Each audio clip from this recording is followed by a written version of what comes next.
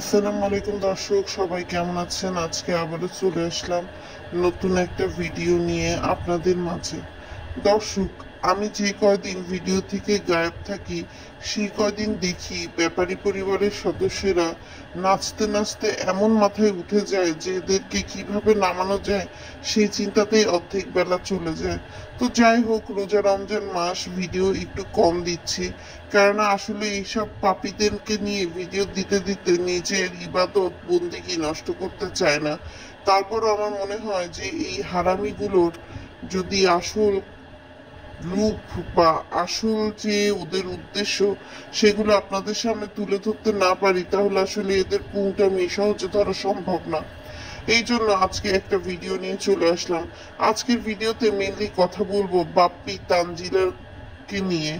নাজমা বেগম মরে গিয়ে ওদের কাছে মরা হাতির দাম লাখ টাকার মতো এখন কিন্তু ব্যবহৃত হচ্ছে। এই যে যখন মা বেঁচে ছিল তখন বাপ্পির সময় ছিল না মাকে নিয়ে ভিডিও করার। হ্যাঁ, সে নিচের রান্নাঘরে যেত, তার মা হয়তোবা রুটি বানাচ্ছে বা রান্না বান্না করছে সেইটুকু অংশ সে ভিডিও করত, অথবা তার মা প্রতি মাসে পেনশনের টাকা পেয়ে বাজার করে নিয়ে আসছে এইটুকু ভিডিও করত। আজকে যেমন নাজমা বেগম মরে যাওয়ার পর বাপ্পি সব জায়গায় দখলদারি দেখাচ্ছে, সেটা বড়ই গাছের তলা থেকে শুরু করে সামনের ক্ষেত খামার হোক, কিংবা নাজমা বেগমের রুমের পার্সোনাল ড্রয়ার থেকে শুরু করে আলমারির তালা পর্যন্ত খোলা থেকে হোক।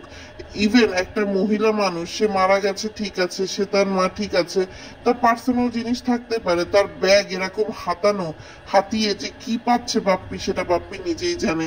বাপ্পি এর মধ্যে আবার তিশাকে জড়াতে চায় না।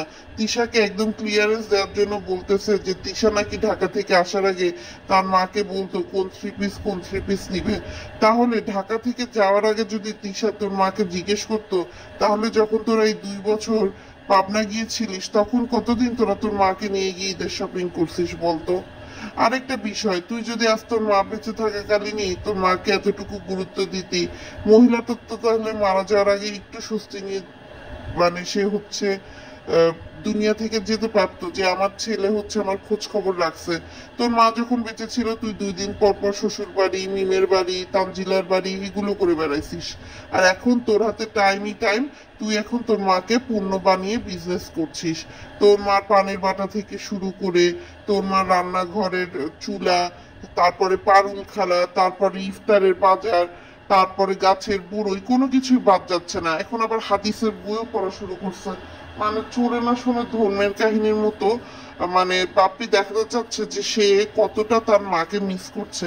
ইভেন সে যখন যাত্রাপালার নাটকের মতো আল্লাহ আমার মাকে তুমি বেহেশত নসিব করো এইভাবে যে দর্শক নাটকটা করে, এই নাটকটার সময় বোঝাই যায় যে দর্শক কতটা অভিনয়, মনে হয় কি মঞ্চ নাটকের অডিশন দিচ্ছে মনে হয়। আর এদিকে তানজিলার নতুন নাটক হচ্ছে আমার বাবুকে পেটে নিয়ে। প্রথম রান্না করলাম, প্রথম মজার রান্না করলাম, কি বাবু হবে না বাবু হবে। আরে ভাই, তোর যদি কি বাবু হবে না বাবু হবে তোর যদি বলার ইচ্ছে হয়, বেবি শাওয়ারের একটা ভিডিও দেওয়ার ইচ্ছে হয়, তুই দে। যদি তুই মনে করিস না দিব না তাহলে দিস না। এক বাবু পেটে নিয়ে বাবু পেটে নিয়ে বাবু পেটে নিয়ে কোন এক ফ্যান একটা বাচ্চাদের বালিশ সেট দিয়ে শোয়ার বিছানা দিছে, সেটা তুই খাটের উপর খুলে রেখে দিছিস। ওরকম জার্মের মধ্যে কি তুই তোর বাচ্চাকে শোয়াই বেড়াবি? তারপরে তুই এমনি সময় রান্না বান্না করলি না, এদিকে তোর বাপের কি দেখে দেখ খারাপ অবস্থা, এদিকে তুই শ্বশুর বাড়ি বসে বসে রান্নাঘরে রান্না করছিস, ফালুদা বানাচ্ছিস, এটা কোনো কথা? আর তিশার কি হয়েছে বলেন তো? তিশা কি নিজে মরে গেছে নাকি? তিশা তো মরে যায়নি। এই যে এত ওভার ড্রামা করে সে যে ক্যামেরার সামনে আসছে না, নাকি তার চ্যানেলে ইস্যু হয়েছে দেখে আসছে না, সেই ভালো জানে।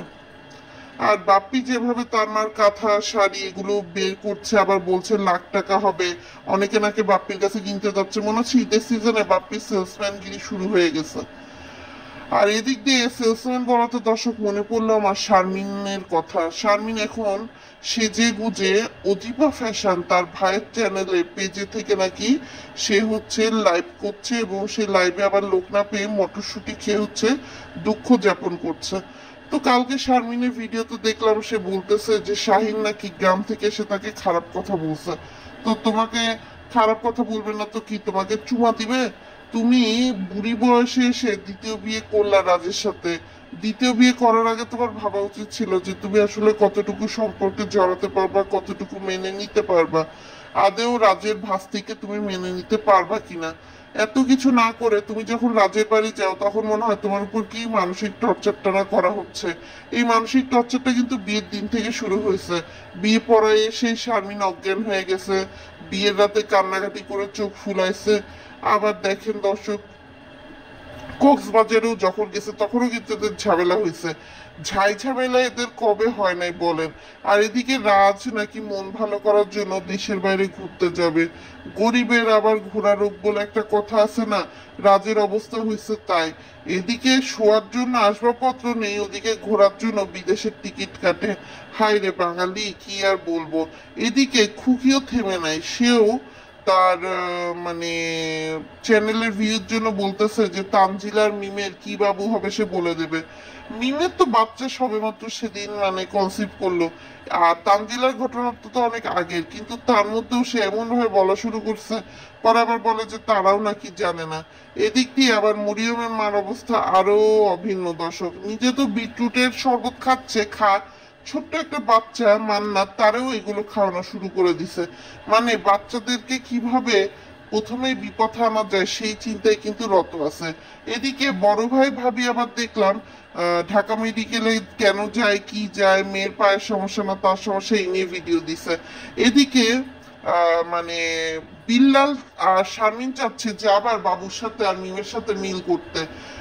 বিল্লাল মানে কন্ট্রোভার্সি ক্রিয়েটের জন্য মিমের বাড়ির নিচে দারোয়ানের সাথে দেখা করতে গেছে, তাও উপরে ওঠে নাই মিমের সাথে দেখা করতে। অথচ মিম কিন্তু তাদেরই বংশের বাচ্চা পেটে নিয়ে কিন্তু প্রেগনেন্ট। তো বিল্লাল যদি মানে নিজের ইগোটা ফেলে দিয়ে উপরে উঠতো, মিম কি তার সাথে কথা বলতো না? অবশ্যই বলতো। কিন্তু দেখে রেখে কিন্তু ইগো কাজ করছে। আবার এদিকে শারমিন কিন্তু ভিডিও দিছে যে হচ্ছে তাকে মিম যে রূপোর পায়েলটা গিফট করছিল, মিম ওকে গিফট করছিল, সেটাও কিন্তু দর্শক দেখিয়েছে। মানে দর্শক বোঝা যাচ্ছে এরা আসলে নতুন ভাবে আবার নাটক শুরু করতে যাচ্ছে। আর এইসব ঝামেলা থেকে দূরে যাওয়ার জন্য কিন্তু মিম নিজেকে মানসিকভাবে প্রস্তুত করে নিছে, যে কারণে কিন্তু দর্শক শরীয়তপুরে কিন্তু মিম বাড়ি নিয়ে ফেলছে। আজকে কিন্তু দর্শক নতুন নাটক ব্যাপারী পরিবারে শুরু হয়ে গেছে, যে সাদিয়া লতা এরা কিন্তু শপিং করতে চলে আসছে। মিমের বাড়ি কম হোটেল বেশি লাগছে, যেখানে মানে পদ্মার চর থেকে 2 দিন পর পরই মানুষ আসছে ঢাকায় ঈদের শপিং করার জন্য। তো যাই হোক দর্শক, আজকের ভিডিওটা অনেক বড় হয়ে গেল। আজকের ভিডিওটা এই পর্যন্তই। ভিডিওটা ভালো লাগলে অবশ্যই আমাদের পাশে থাকবেন, বেল আইকনটি বাজিয়ে দিবেন যাতে নিত্য নতুন ভিডিও পোস্ট করলেই আপনাদের কাছে নোটিফিকেশনটা চলে যায় এবং আপনারা হচ্ছে আমাদের ভিডিও দেখে পাশে সাপোর্ট করে দিতে পারেন। আল্লাহ হাফেজ।